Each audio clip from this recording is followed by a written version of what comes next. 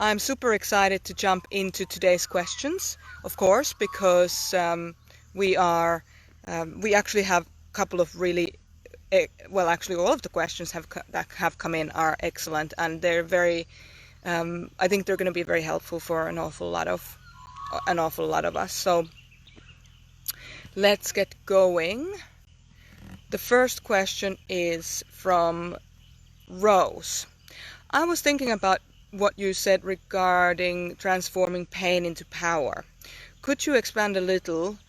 Give me a couple of examples on inverted commas manipulating people looked like when you were a child. I think it would help me and help me find the gift in my own coping mechanism. Okay, so we're talking about coping mechanism, and the coping mechanisms are often deemed to be bad things. So we keep going to if we go to therapists or we go to wherever, and they're wanting us to get rid of our coping mechanisms. And I mean, some coping mechanisms, of course, are destructive, like, substance abuse, domestic abuse, avoidance, dissociation, all those kinds of things. Of course, they're not helping you in the moment because they're in avoidance. But instead of trying to get rid of the avoidance problems, we need to actually look at what's causing the behavior. So when we are looking at the coping mechanisms, number one, we need to appreciate that the coping mechanism has kept us relatively safe for quite a long period of time.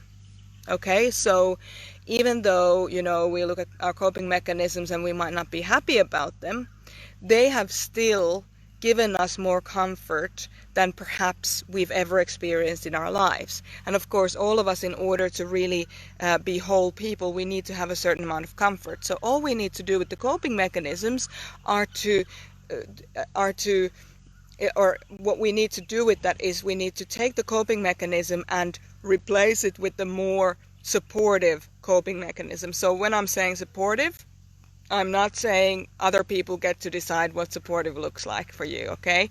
I'm saying, if I'm used to drinking wine every night and I'm wanting to really, cut down on the wine, talking to myself in a way that is derogatory about my coping mechanism is not going to help me get past it. It's not going to help me stop doing it. Instead, what I need to do is I need to look at, okay, so wine gives me a sense of relaxation. What other things give me a sense of relaxation? What other things make me feel good?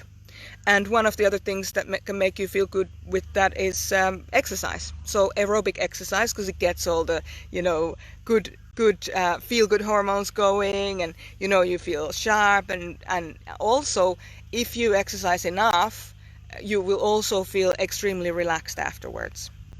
So we don't want to go from just saying, I should stop drinking wine. Instead, I should, instead of kind of shooting yourself into that, you might go, tonight, I'm actually going to go for a run first, or a brisk walk first, before I have the glass of wine. And if I still feel like having the glass of wine, then I'll have the glass of wine.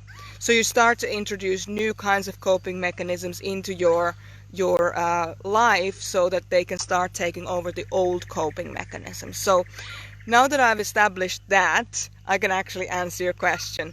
So could you expand a little, give a couple of examples of what manipulating people looked like when you were a child?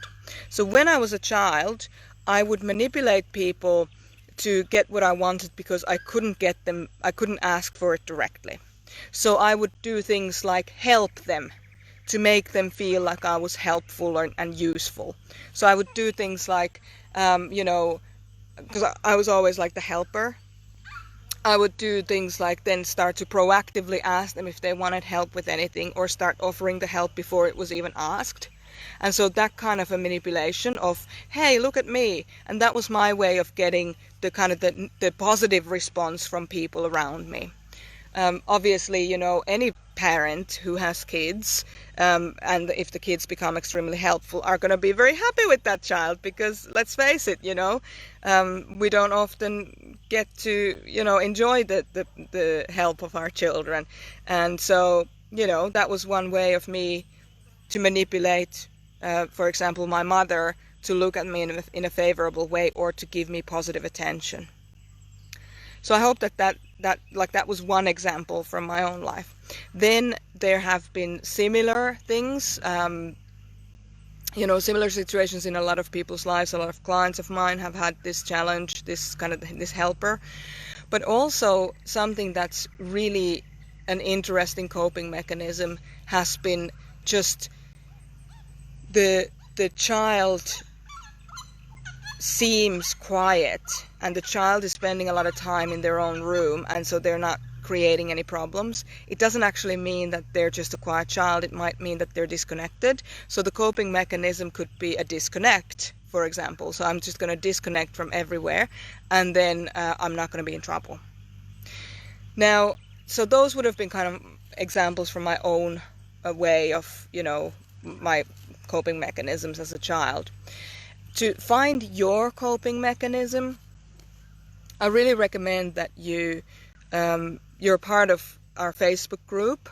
You get a voucher being a part of the Facebook group to get an exploration call with one of our qualified mentors. So what I recommend that you do is that you actually take that opportunity and go and do that. I actually believe that you already have access to, Rose, you already have access to working with me because you won a competition on my personal Facebook page, which the prize was 3 months of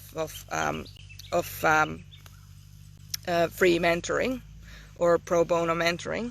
So we can certainly work on that. But if you're not Rose and you haven't won a competition and you want to find out what might be the right thing for your own coping mechanism, how to transform it into a power, then go ahead and go on to, if you're not in the group already on Facebook, then go on to the group on Facebook and then claim your exploration call voucher. And because we can't, in fact, I can't tell you exactly, what your specific situation could be or your specific coping mechanism and how to turn that into power, because we're not talking real time.